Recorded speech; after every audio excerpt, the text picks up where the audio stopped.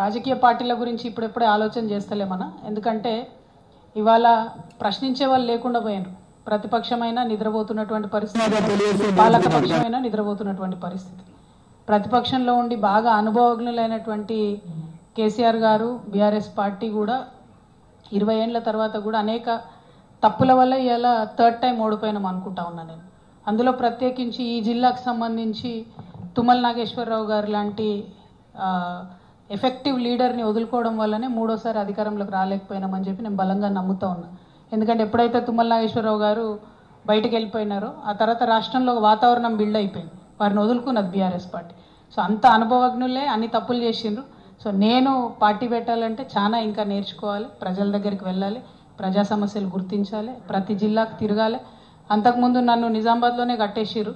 So నిజామాబాద్లోంచి ఇప్పుడు నేను బయటకు వచ్చి ఒక్కొక్క జిల్లాకు వచ్చి అందరినీ మళ్ళీ కలుస్తున్నా. మా జాగృతిని మళ్ళీ నిర్మించుకుంటున్నాం. జాగృతి క్యాడర్ నిర్మించుకోవడంతో పాటు నేను అక్కడ ఆయా జిల్లాల్లో స్థానికంగా ఉండేటటువంటి సమస్యల మీద అండర్స్టాండింగ్ తెచ్చుకుంటాను.